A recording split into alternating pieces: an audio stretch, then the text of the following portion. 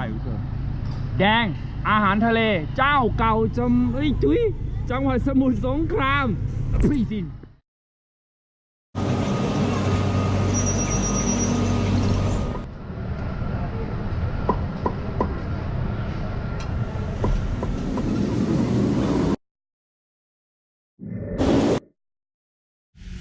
อันนี้เรามากันเร็วเกินไปนะเขาก็กำลังต้มน้ำซุปอยู่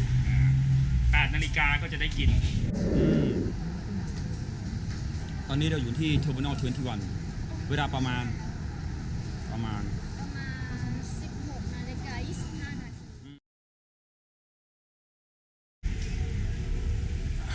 7:50 40รอเปิด8 โมงนี่เป็นหมูเดี๋ยวรอไปเดินเล่นก่อนเดี๋ยวค่อยมานี่โอ้หมูวันนึงต้มกี่โลพี่ไม่ถึง100นะโอ้โหน่ากินเซอร์ประมาณ70เป็นตั้งแต่เด็กนะวันนี้ก็ไม่เคยมามันนี้เหมือนกัน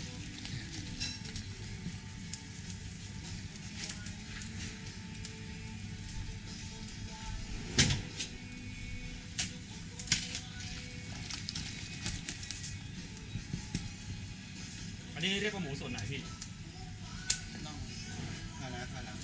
ขาหลังอ๋อขาหลัง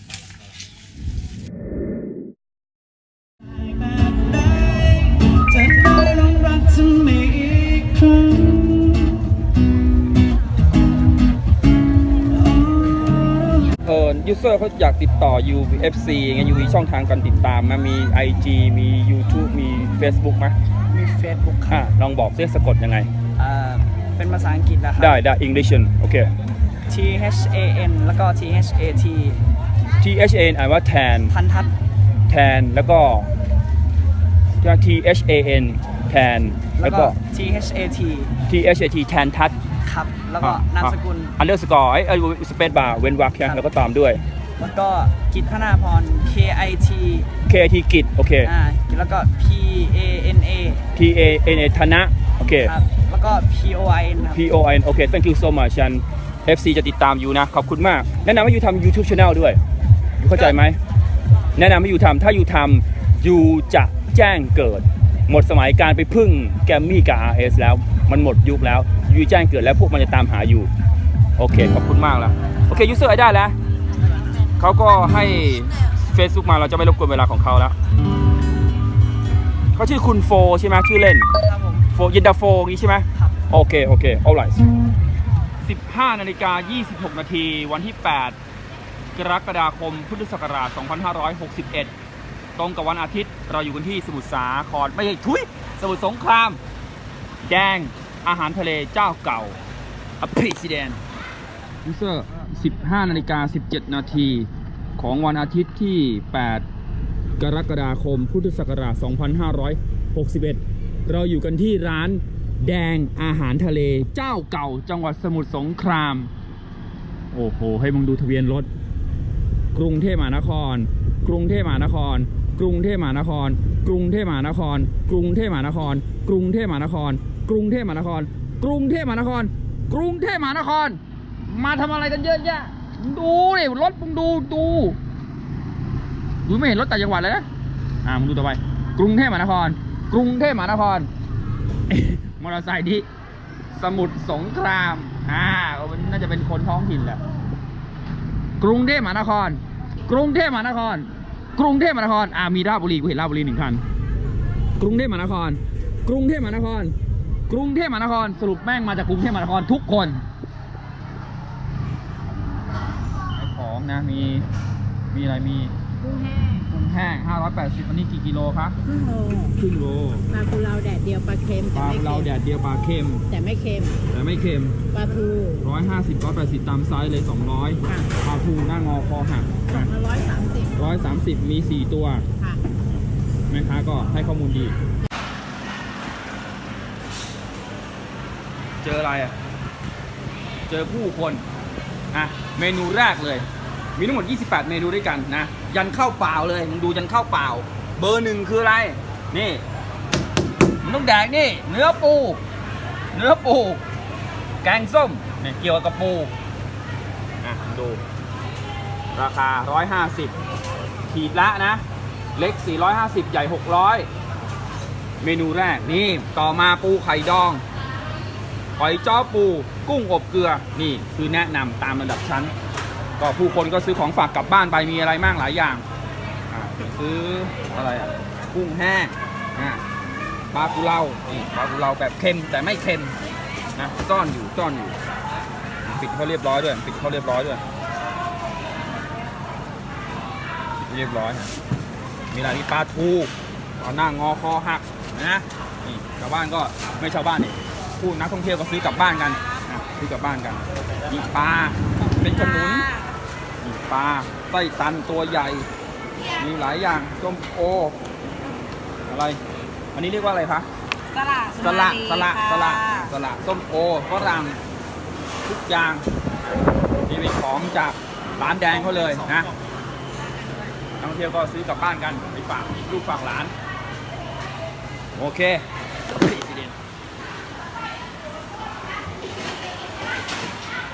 แดงอาหารทะเลจังหวัดสมุทรสงครามมีเสียงจอแจนี่เป็นพวกพนักงานกำลังทำบางสิ่งบางอย่างอยู่ไม่ต้องสนใจนะมีเสียงกระทะด้วย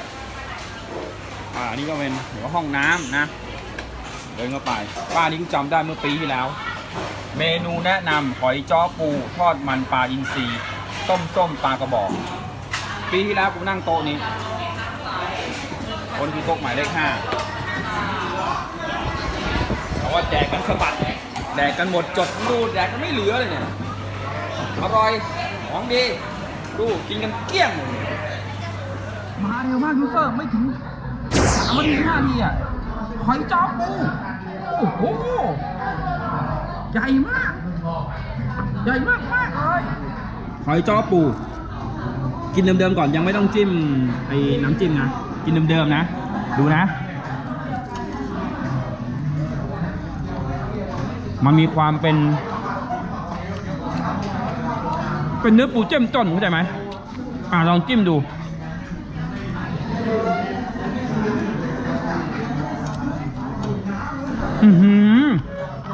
เปรี้ยวนิดหวานหน่อยแบบบ๊วยๆอร่อยยูเซอร์ปลากระพงตัวใหญ่มากดูดิ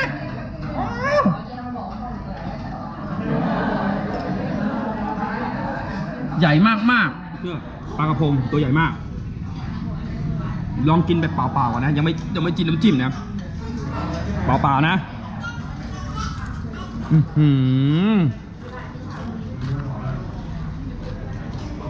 ความสดที่สำคัญคือปลากระพงเนี่ยตัวไม่ดำเพราะน้ำมันไม่ใช่น้ำมันเก่าไปบางที่มึงระวังนะทอดมาดำๆกลับไปไม่สบายเลยเพราะอะไรน้ำมันเก่านี่น้ำมันใหม่ดูเนื้อปลามันจะเป็นอย่างนี้ลองกินกับน้ำจิ้มมะขาม3 รสนะลองดูมาไปอันนี้กินกับมะขาม3 รสนะลองดูไป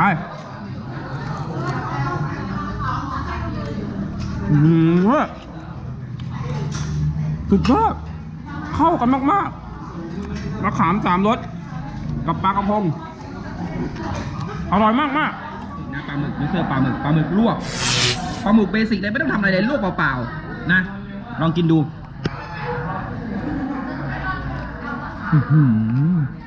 เฮ้ยมันเด้งเว้ยมันสดใหม่อร่อยคือไม่ต้องทำอะไรแค่ลวกเปล่าๆก็อร่อยอ่ะ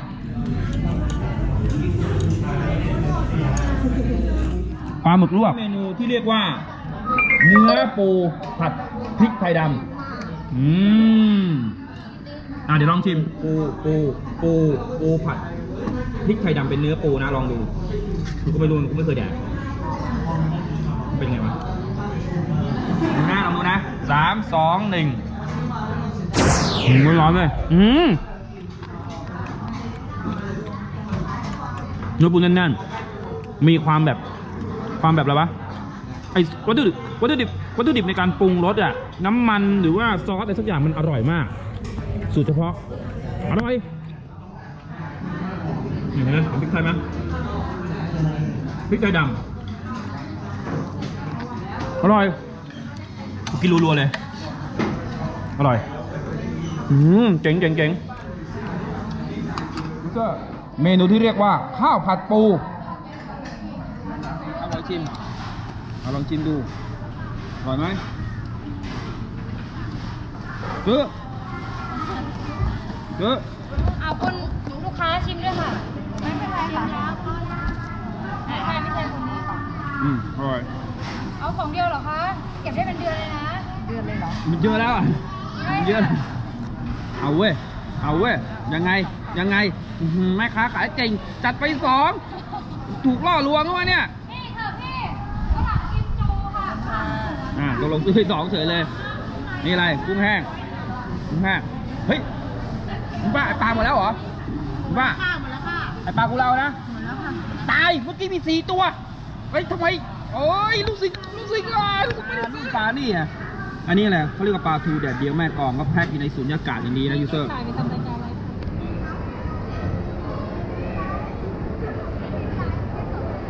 เป็นความสุขของเด็กๆรู้ไหมนี่เด็กๆมาเล่นกองทรายได้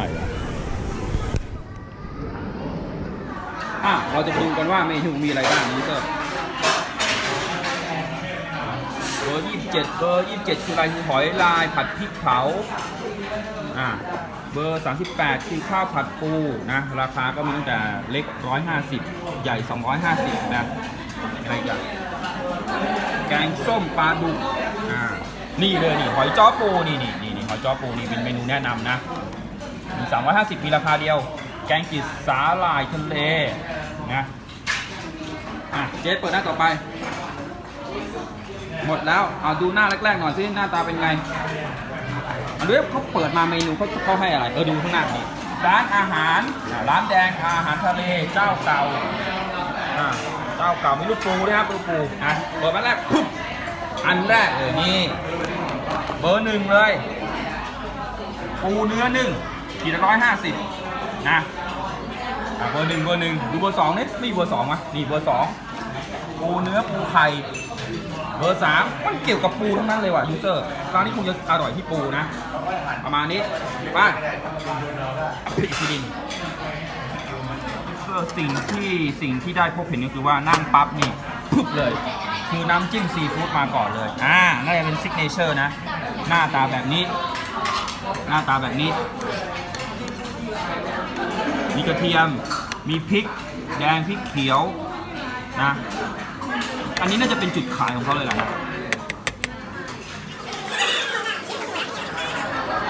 มาดูยูเซอร์อันนี้เขาเรียกอะไรปลาหมึกปลาหมึกลวกมันเบสิกมากเลยนะ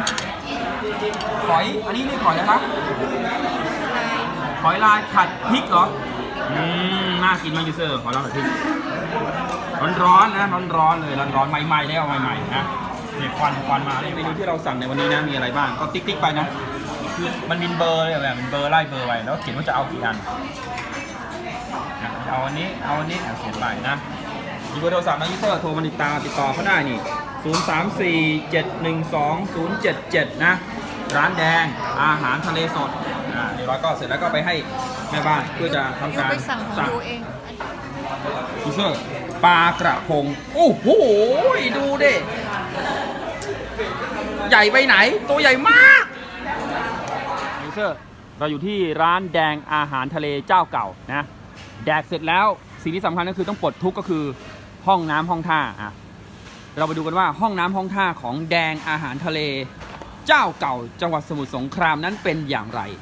บางทีแดกอร่อยแดกอิ่มแล้วห้องน้ำปรากฏว่าไม่ได้เรื่องห้องน้ำสกปรกห้องน้ำไม่สะอาดนะดูซิว่าห้องน้ำที่นี่เป็นอย่างไรเดินเข้าไปเลยไปก็จะมีต้นไม้นะมีตุ๊กตามีแอร์ป้ายเขียนว่าห้องน้ำเลี้ยวซ้ายปั๊บเข้าไปเดี๋ยวเจอห้องน้ำมีอะไรที่ล้างมือก่อนล้างมือจะมีอะไรมีเนี่ยไอแชมพูกดล้างมือเผื่อสกปรกเผื่อเหม็นคาวอย่างเงี้ยนะนี่ก็ทิชชู่ลองดึงสิ ทิชชู่มันทิชชู่เกรดหยาบๆหน่อยนะมันพวกกระดาษเช็ดตูดอะไรพวกเนี้ยนะเช็ดมือนะหรือยังไงยัดยีซามเซหลกชัดปัดมินวด8อันนี้เป็นของผู้หญิงมึงอย่าเข้าไปถัดมึงผู้ชายมึงก็เดินมาตรงนี้ผู้ชายมีแค่สองไอ้นี่เว้ย2อะไร2ที่ล้างนะมาดูห้องน้ำกันห้องน้ำเป็นไงอันนี้มีคนอยู่ในนะแดงอยู่ในพอมาข้างในก็เป็นวัสดุเหมือนกับปูนนะมีป้ายเขียนว่าโปรดช่วยกันรักษาความสะอาดมีอะไรมีทิชชู่อันนี้แบบนิ่มๆหน่อยนิ่มๆหน่อยนะมีโถฉี่ผู้ชาย1 2 3 4 5มี5อันก็มีป้ายเขียนว่าห้ามสูบบุหรี่ห้ามทิ้งทิชชู่ลงบนชักโครกอากาศเหม็นไหมไม่เหม็นเพราะว่ามีฮาตาริข้างบนโปร่งโล่งสบายก็ถือว่าสะอาดนะใช้ได้บางทีการแดกเสร็จแล้วเนี่ยการได้เข้าห้องน้ำสะอาดก็จะดีเหมือนกันสำหรับผู้ชายที่ชอบยาเสพติดก็มาเสพติดแถวนี้ได้ไปอันนี้ผู้หญิงมีต้นไม้ก็ถือว่าสะอาดนะใช้ได้กูก็ไม่ได้เข้าไปดูข้างในของผู้หญิงเป็นไงดูไกลๆก็จะมีที่ฉีดน้ำอันนี้เป็นแบบชักโครกไม่ได้แบบนั่งยองๆบางทีผู้เฒ่าผู้แก่มานั่งไม่ได้นะก็ล้างน้ำมือไปโดยรวมห้องน้ำถือว่าดีเลยนะห้องน้ำที่แดงอาหารทะเลจังหวัดสมุทรสงครามถือว่าใช้ได้ก็มาใช้บริการกันดูอันนี้ก็ออกไปที่จอดรถนะโอเค